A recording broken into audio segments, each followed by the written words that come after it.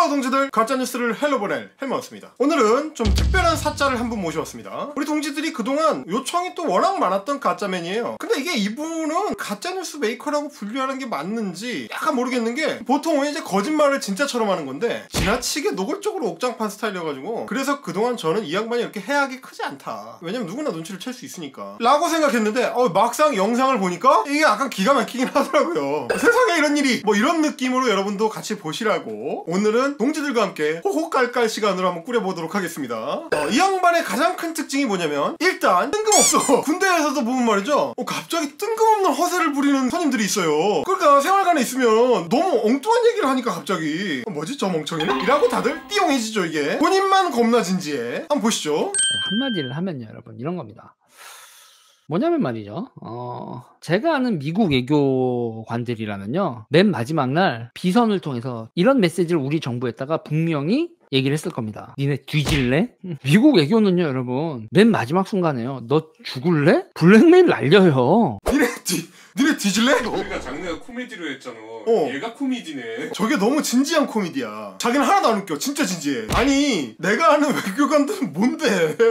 아니, 자기가 누구 아는데? 뭐 혹시 따로 알고 지내는 미국 외교관 계셔? 뭐 존 볼턴이요? 아니, 너무 좀 뜬금없잖아요. 그래도 명색이 이 양반이 자칭 시사평론가인데 뭔 얘기를 할 때 최소한의 근거가 있어야 될 거 아니야? 실제로 자기가 아는 외교관 어떤 사람에 대해서 얘기하는 것도 아니고, 아니면 좀 간접적으로 자기가 뭐 미국 외교관들의 스타일을 좀 공부를 해가지고 파악을 해봤다, 근데 그 사람들 스타일이 이렇더라, 이런 얘기를 하려면 최소한 그런 내용이 어떤 고위 외교관의 그 회고록에 나온다든지, 예를 들면 뭐 수존 라이스나 뭐 올브라이트나 뭐 콜린 파월이나 뭐 이런 국무장관들 있잖아요. 이 양반들 다 회고록이 있어. 하다못해 우리 집 호두도 인용할 수 있는 헨리 키신저, 이런 사람 많잖아. 아니면 무슨 뭐 미국의 외교 정책에 대해서 뭐 자기가 읽은 그런 책이 있어서 그게 나온다든지. 나무위키라도 좀 읽어오든지.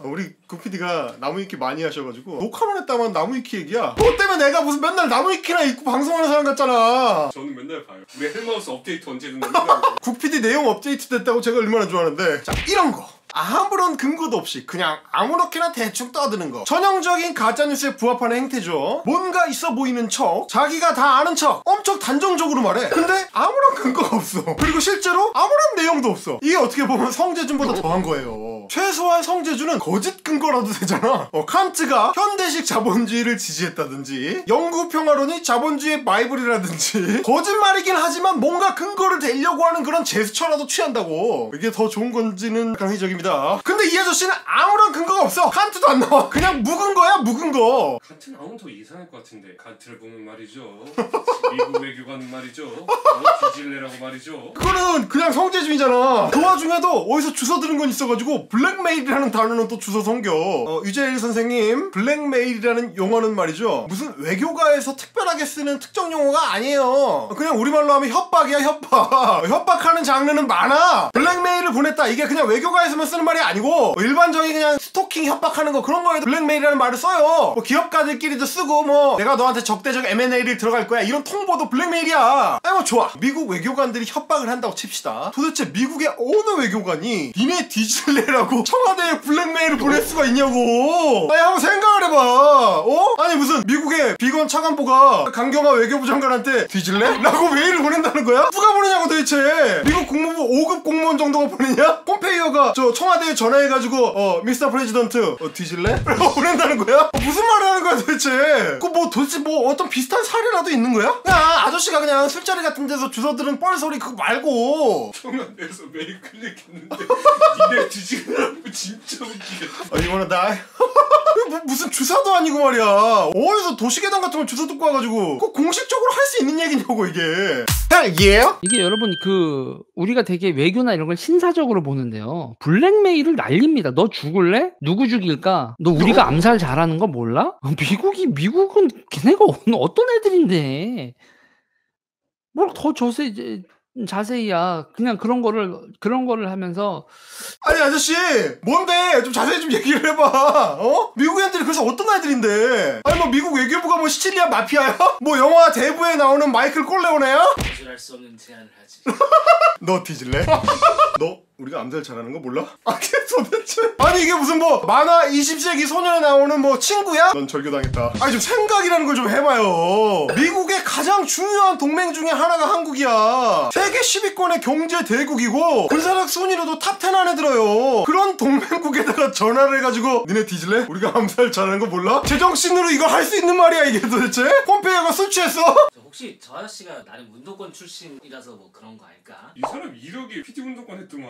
운동 진지하게 했던 것도 아닌 것 같고 아마 그저 동아리방에서 술 먹고 뻗어가지고 누워있다가 PC방 가고 그랬나 보네. 이 아저씨는 PC방이 아니라 당구장 세대. 당구장이야. 아 그렇지. 당구장 이렇게 하고 이렇게 마사지 까다가 이제 선배가 짜장면 사주면서 야 미국 제국주의자 놈들은 깡패야. 그놈들이 암살을 얼마나 잘하는지 알아? 아 쏙쏙 들어간 거지 귀에. 아니 이게 얼마나 시대착오적이고 허접한 생각이냐면 지금이 말이에요. 2020년까지 한 달도 안 남았습니다. 우리 이제 보름 있으면 2020 원더키드의 시대로 접어든다고. 아저씨 21세기예요. 그거 좀 이상한 음모론 좀 그만 주워 드셔. 아저씨 미국이란 나라는 명색이 세계의 표준이에요. 전 세계의 글로벌 스탠다드를 제시하는 나라야. 이게 그냥 힘만 세다고 되는 게 아니에요. 무슨 남자 고등학교의 그 일진 싸움 이런 거 아니라고. 결국은 세계의 기준, 표준이 뭐냐 그 싸움이에요. 세계의 질서를 제시할 수 있는 모범 국가여야 된단 말이야. 근데 뭐 지금 내가 그냥 힘 세다고 그냥 닌자 보내가지고 푸슝 뭐 암살하고 막 이 그런 시대야 이게? 도쿠가와 막부니? 아니 생각을 해봐. 지금 왜 미국의 위신이 떨어지고 있어? 트럼프가 아무런 원칙도 없이 질서도 없이 자기들이 만들어놨던 그 국제 질서를 깨고 있잖아. 지 맘대로 막 해버린다고. 아무렇게나 쑤시고 다니고 그냥 힘의 논리를 막 갖다 대면서 그냥 근육 자랑하고. 이러니까 세계에서 미국의 위상이 추락하고 있는 중이잖아요. 그리고 설령 미국이 지금 한국이 하는 일이 마음에 안 든다 그렇다고 칩시다. 근데 미국이 까부는 동생 그냥 떼찌 하는 데 있어서 쓸 수 있는 수단이 얼마나 많은데 다짜고짜 암살을 해? 뿌슝! 저런 아저씨들은 도대체 상황 파악이라는 걸 안 해요. 아무렇게나 떠들어. 미국도 모르고 한국도 모르고 심지어 지가 지금 뭔 소리를 하는지도 몰라. 아저씨 한국이라는 나라가 지금 얼마나 커져 있는 상황인지 잘 모르죠? 전혀 감이 안 오지? 자 시계를 한번 돌려봅시다. 얼마 전에 지섬이와 우리가 폐기하겠다고 결정했다가 보류했죠. 그러니까 당장 뭔 일이 일어났죠? 5년 동안 컵배기도 안 비치던 중국 같은 왕이 외교부장이 아유 그냥 발로 불이 나게 오셨어. 숨이 그냥 목구멍까지 차가지고 오셨어. 난 깜짝 놀랐네. 아 중국이랑 우리랑 되게 가깝구나. 금방 오는구나 이거. 낼름 쫓아오셔가지고 한국이랑 우리는 사실 굉장히 가깝습니다. 우리 둘이 잘 맞아요 막 이러면서 알랑방구 끼고 왔잖아. 자 지금 한국의 위치는 말이죠. 어쨌든 조금이라도 자기 쪽으로 좀 땡겨놓고 싶은 구슬르고 봐야 되는 그런 존재란 말이에요. 이게 내가 국뽕이라서 그러는 게 아니야. 상황이 그래. 상황이 객관적 상황이 그래요. 정신을 좀 차리고 신문을 보든지 말든지 하라고. 헬예요? 이게 끝이 아닙니다. 더 정신 멍해지는 소리로 한 발 더 나가요. 보시죠. 그럼 얘네들이 어떻게 얘기를 하냐면 옛날에 아르헨티나에서 야웬다라고 알아요? 여러분? 그러면서 여러분이 아니라 야웬데 니네 잘 알지? 그렇다고. 그러고 끝나. 그럼 등거리 얼마나 오싹한 얘기야. 아니 뭐가 등골이 오싹해. 아니 선생님 등골이 오싹할 수가 없어요. 왜냐면 야웬데인지 나발인지가 누군지를 알 수가 없거든. 누군지 알아야 등골이 오싹할 거 아니야. 물론 선생님이 아는 야웬데라는 사람이 있을 수가 있어요. 호세 야웬데인지 누군지가 있을 수가 있어. 그 사람이 뭐 아르헨티나인지 뭐 볼리비아인지 뭐 콜롬비아인지 남미 어딘가에 살고 있을 수는 있어. 근데 그 사람을 청와대에 있는 사람들이 알 수는 없어요. 왜냐하면 역사적으로 유명한 사람에는 그런 사람이 없거든. 남미에 그런 대통령은 없다. 암살당할 만큼 중요한 인물 중에서 야웬데는 없다. 자 여러분 저 아저씨가 방금 두 개를 얘기했죠. 아르헨티나의 야웬데 둘 다 틀렸습니다. 저것도 제주야. 제리 아저씨 야웬데가 아니고 살바도르 아옌데. 그리고 아저씨 아르헨티나가 아니고요 칠레야 칠레. 왜 칠레하고 아르헨티나를 헷갈리냐고. 아니 칠레하고 아르헨티나하고 사이도 별로 안 좋아요. 하여간 아저씨를 위해서 보충 설명을 살짝 해주자면 아옌데는 암살을 당한 게 아닙니다. 극우 쿠데타에 직면해서 거기에 맞서 총격전을 벌이다가 마지막 순간에 자살했습니다. 이건 공식적인 기록이에요. 미국의 암살이 아니에요. 물론 아옌데의 죽음을 둘러싸고 음모론이 있죠. 근데 그 음모론의 내용은 미국이 암살했다는 게 아니야. 피노체트 군부놈들이 죽여놓고 자살로 위장했다 라는 건데 이거는 그 유족들하고 당시 목격자의 증언이 기각을 했어요. 다만 미국이 이 우익 쿠데타를 도왔다 혹은 환경을 조성했다 협조했다 이거는 사실상 거의 확정된 내용이 맞지요. 실제로 키신저도 자기들이 쿠데타 일어날 수 있는 환경 조성했다 그런 전제 조건을 만들었다라고 이야기를 했어요. 이런 식으로 미국이 제3세계에서 쿠데타를 묵인하거나 심지어 자기들이 원하는 정권을 세우기 위해서 그거를 부추기거나 이런 역할을 많이 했죠. 옛날에. 지금도 하나?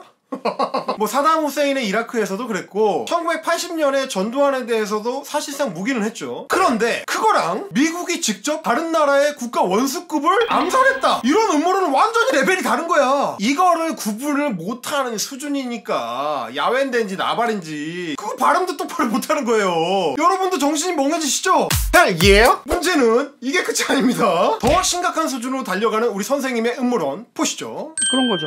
그러면서 야, 그러면서 걔네들이 그러는 거죠. 야, 니네 박정희를 정말 누가 죽였다고 생각해? 배우가 누구라고 생각해? 그러니까 너희들의 민족해방적 관점으로 보면 니네가 맨날 얘기하잖아. 광주의 배우와 박정희 암살의 배우가 우리라면 니네 그렇게 주장하면서 우리 안 무서워?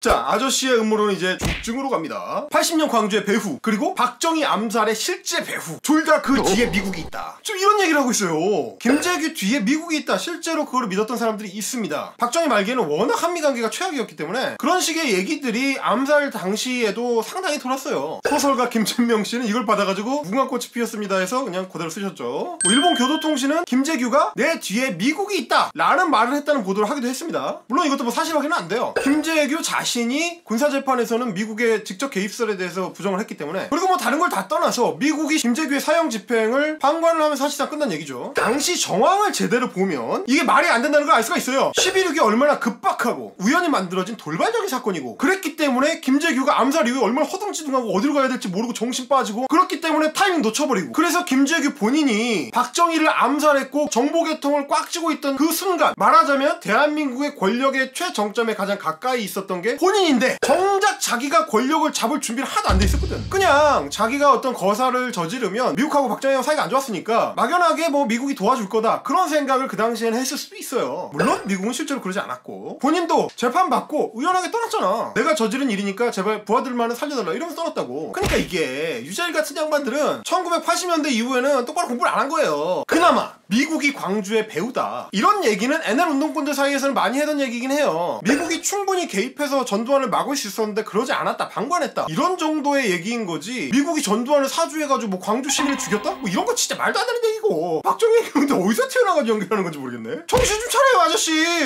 헬예요? 저런 아저씨들이 저렇게 음모론을 펼치면서 설치는 거 사실 지금 지소미아를 둘러싸고 벌어지고 있는 상황들이 워낙 복잡하기 때문인데 이게 얼른 이해가 안 가거든요. 직관적으로는 항상 그런 틈을 노리고 쓰시고 들어오는 건 음모론입니다. 그러니까 우리 유재일 아저씨도 이해할 수 있을 정도로 쉽게 제가 설명해드릴게요. 지금 상황은 지소미아 종료 통보에 대한 효력 정지 상태입니다. 아저씨 얼른 와닿지 않죠? 자 그럼 말을 한번 끊어서 봐봐요. 리슨 앤 리핏. 지소미아 종료 통보 이거는 한국 정부가 이전에 일본한테 던졌던 거죠. 이 통보에 대해서 이번에 일시적으로 효력을 정지시켰다는 겁니다. 그러면 이 두 개를 연결하면 어떻게 됩니까? 지소미아를 종료하겠다고 통보를 했던 걸 일단 멈춰놨다 이거예요. 지소미아를 다시 연장하겠다 우리 내년에도 또 하겠다 이런 얘기가 아니야. 재계약이 아니고 계약 해지를 잠시 유예한다. 그러니까 한국을 언제든지 던지고 빠져나올 수 있다 이렇게 말하는 상황인 거죠. 지금 이 상황을 놓고 한국이랑 일본이 서로 이겼다고 말하는 건데 사실 이거 자체를 비웃을 필요는 없어요. 왜냐? 외교라는 게 원래 그런 거거든. 자, 실제로 전쟁을 벌여가지고 승패가 명확하게 갈라지지 않는 이상은 외교관계에서는 보통 일반적인 승전이나 패전 이런 식으로 가르질 않아. 해봐야 어느 정도냐면 51대 49로 우리가 이겼다. 그것도 약간 좀 세지. 50.4 대 49.6으로 우리가 이겼다.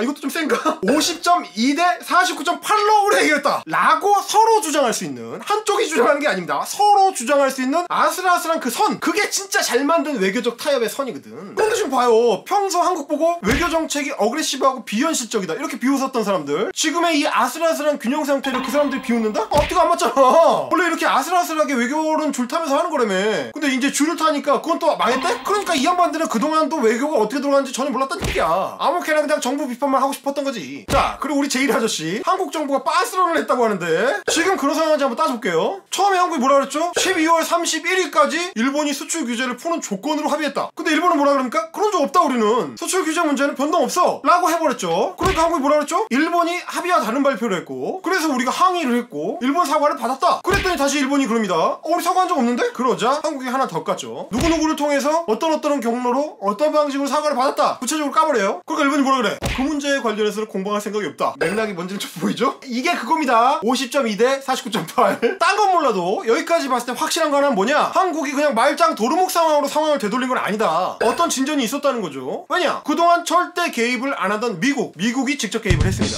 원래 미국은 한국하고 일본 사이의 그 역사 갈등 문제에 대해서 아무런 관심이 없어요. 오바마 때도 그래서 위안부합의 그냥 대충 떼빵해가지고 이제 둘이 악사고 하해 이렇게 한 거 봐요. 그리고 일본 입장. 일본은 애초에 한국이랑 제대로 된 협상을 할 생각이 없었어. 얘들 최근 움직임을 보면 이거는 우방 국가에 대한 게 아니거든. 화이트리스트 짠! 올해 초에 또 어땠습니까? 레이더 조사 EMP형. 이게 우방국이야? 아니, 사실상 일본은 그래서 한국을 밀어내려고 하는 그런 양상, 이런 태도를 보이고 있었단 말이죠. 그래서 화이트리스트 제외할 때도 한국은 북한이랑 언제든지 붙어먹을 수 있는 존재다, 이런 식의 말을 던졌던 거고, 그래서 일본이 지난 3년 동안 국장급 협의도 제대로 안 했던 거예요. 그러니까 이제 와서 문재인 정부가 외교 참사를 일으켰다 라는 주장은 사실은 사실관계를 거꾸로 뒤집어서 얘기하는 거야. 그동안은 일본이 어떻게든 한국을 밀어내려고, 미일 동맹을 단단하게 하고 한국은 여기서 밀어내려고 어떻게든 핑계를 찾아왔던 거거든, 얘네는. 외교 참사를 안 일으키려면은 일본이 밟는 대로 발표해야 되고 이렇게 말도 잘 듣고 그래야지 외교 그렇죠. 참사가 아닌데. 그러면 외교 참사는 아니지. 그냥 호구니까. 근데 우리가 지소미아 종료 통보라는 카드를 던져가지고, 야 미국 니네가 구상하고 있는 거 우리가 깰 수 있어, 이렇게 나오니까 그제야 미국이 끼어든 거예요. 헐레벌떡 그냥. 아이 진작 좀 하지 그랬어. 자, 그렇게 해서 버선발로 뛰어온 미국이 일본하고 한국이랑 둘 다 압박을 해가지고 협상 테이블을 앉게 만들었죠. 결과적으로 뭐냐? 절대 한국이랑 무역 분쟁 가지고 협상 안 한다던 일본, 마지못해 협상 테이블로 끌려 나온 겁니다. 자, 그럼 결론적으로 우리가 택한 거는 일종의 타협수예요. 외교라는 게 결국 타협수를 만들어내는 과정이니까. 그럼 뭐냐? 일본이 무역 분쟁을 해결하겠다고 했던 약속을 지키지 않거나 미국이 중재를 했는데도 최소한의 성의를 보이지 않는다면 우리는 뭐 그냥 그동안 효력 정지시켜놨던 거 지소미아 중지 통보 계속 진행하겠다, 이거 끝이야, 그냥 던져버리겠다. 자, 그러면 미국 입장에서 겁나 골아픈 상태가 되죠. 또 이렇게 됐을 때 결국 문제를 키운 건 누가 됩니까? 뭐? 아저씨 뭐라고? 한국? 아이고 이 꼴통아. 미국 입장에서 한번 생각을 해봐요. 한국은 이런 명분이 있잖아. 야, 일본은 우리 보고 북한이랑 붙어먹을 거라고 안보 문제 못 믿겠다면서 가상의 적국처럼 대하는데 우리가 어떻게 군사정보를 교환하냐? 우리는 이렇게 말을 할 수가 있잖아. 아니 뭐 틀린 말 있어? 헬예요? 자, 여러분 제 말을 한번 보십시오. 연말까지 이 상황이 어떻게 전개가 되는지를 지켜보는 거 쏠쏠한 재미가 될 겁니다. 최소한 유재일 아저씨처럼은 아니에요. 별로 재미없으면 하시피 또 무릎 꿇나요? 요즘은 하시피 무릎이 너무 염가가 돼가지고 우리 동지들이 만족을 못하셔. 그걸로 안 될 것 같고, 물구나무서기? 그랜절. 오늘은 밑도 끝도 없이 음모론을 늘어놓는 타짜 아닙니다, 사짜 제이리 아저씨를 털어봤고요. 오늘은 여기까지. 저는 헬머스였습니다. 구독은 동지, 제보는 팀플, 멤버십은 동료. 헬 예!